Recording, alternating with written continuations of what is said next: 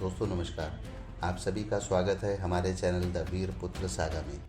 साथियों, आज का ये वीडियो किसी एक या दो वीर पुत्र नहीं बल्कि हिंदुस्तान के 16 प्रदेशों के 40 वीर पुत्रों को समर्पित है।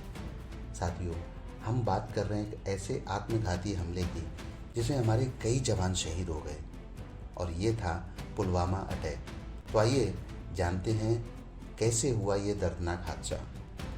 दूर दराज पाकिस्तान के दुर्गम पहाड़ों में आतंकवाद की काली ताकतें अपनी बुरी योजनाओं को अंजाम देने के लिए जुटी थी।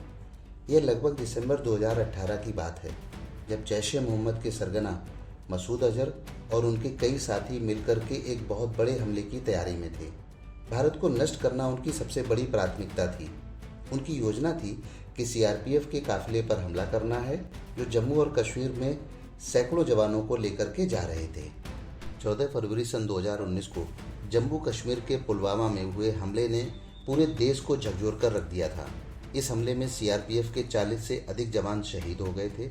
हमले के कारण पूरे देश में एक गुस्से की लहर सी दौड़ गई थी और भारत सरकार ने इसे एक बहुत बड़ा आतंकवादी हमला मानते हुए पाकिस्तान पर ज़बरदस्त दबाव बढ़ाया। दोस्तों, जानते हैं कि कैसे इस हमले को अंजाम दिया गया था। 14 फरवरी को सीआरपीएफ के काफिले में 78 वाहन श्रीनगर से जम्मू की ओर जा रहे थे। इस काफिले में लगभग 2500 जवान शामिल थे। पुलवामा जिले के अवंतीपुरा क्षेत्र में जब ये काफिला गुजरा, तब जैश-ए-मोहम्मद के आत्मघाती हमलावर, जिसका नाम था आदिल अहमद डार, उसने विस्फोटक सामग्री से भरी एक कार को सीआरपीएफ के काफिले में घुसाकर उसमें टकरा दिया। यह हमला इतना भयंकर था कि काफिले में कई वाहनों को बुरी तरीके से नुकसान हुआ। धमाके की तीव्रता इतनी ज़्यादा थी कि कई जवान शहीद हो गए और कई घायल हो गए। हमले में कुल 40 जवानों की शहादत हो गई। इस हमले ने पूरे देश को हिला करके रख दिया था। ये आत्मघाती हमलावर आदिल अहमद डार, जो जैश-ए-मोहम्मद का एक सदस्य था, पुलवामा जिले के काकापुरा का रहने वाला था। उसने लगभग 2 महीने पहले ही इस आतंकवादी संगठन को ज्वाइन किया था और हमले के लिए उसने खुद को बम से उड़ाने के लिए तैयार भी किया था। आदिल ने अपनी कार में विस्फोटक सामग्री भरकर सीआरपीएफ के काफिले को निशाना बनाया था। पुलवामा हमले के बाद भारत सरकार और आम जनता में भारी गुस्सा था। प्रधानमंत्री नरेंद्र मोदी ने इस हमले की बहुत कड़ी निंदा की और कहा कि ये नया भारत है जो ईंट का जवाब पत्थर से देगा।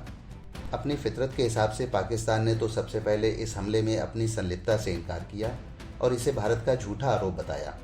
हालांकि भारत ने पाकिस्तान पर लगातार दबाव डाला और अंतर्राष्ट्रीय समुदाय से भी समर्थन प्राप्त किया। उसके बाद पाकिस्तान के प्रधानमंत्री इमरान खान ने कहा कि पाकिस्तान इस आतंकवाद के खिलाफ कार्रवाई करेगा और यहाँ भारत में पुलवामा हमले के बाद पूरी तरीके से एकजुटता का माहौल देखा गया। पूरे देश में शहीद जवानों को श्रद्धांजलि दी गई। आतंकवाद के खिलाफ सख्त आवाज़ उठाई गई।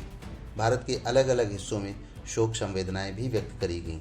सभी नागरिकों ने आतंकवाद के खिलाफ सख्त कार्रवाई की मांग की। साथियों, बहुत जल्द आने वाली 26 फरवरी को आप और हम भारत की इसी जवाबी कार्रवाई का भी हिस्सा बनेंगे। तो जुड़े रहिए हमारे चैनल द वीर पुत्र सागा के साथ। पुलवामा हमला भारतीय इतिहास के सबसे दर्दनाक और घातक हमलों में से एक था। यह घटना न केवल हमारे सुरक्षा बलों की वीरता और बलिदान को याद दिलाती है, बल्कि आतंकवाद के खिलाफ संघर्ष में भारत के दृढ़ नायक बनने का भी प्रतीक है।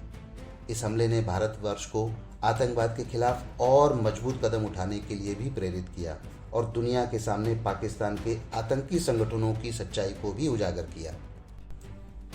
दोस्तों, भारत देश की आन, मान और शान के लिए ये जीवन हमेशा कुर्बान है। इसी समर्पण के साथ रामधारी सिंह दिनकर द्वारा रचित ये है नए हिंदुस्तान का प्रण। अब जो सिर पर आ पड़े, डरना नहीं है। जन्मे हैं तो 2 बार मरना नहीं है। कुत्सित कलंक का बोध नहीं छोड़ेंगे। हम बिना लिए प्रतिशोध नहीं छोड़ेंगे। अरि का विरोध अवरोध नहीं छोड़ेंगे और जब तक जीवित हैं क्रोध नहीं छोड़ेंगे। मुझे पूरा विश्वास है साथियों कि आपको ये वीडियो पसंद आया होगा। तो इस वीडियो को लाइक, चैनल को सब्सक्राइब और फॉलो करें।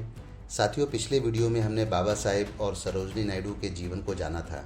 तो दोस्तों, आप अपने वैल्यूएबल फीडबैक हमें कमेंट करके ज़रूर शेयर करें।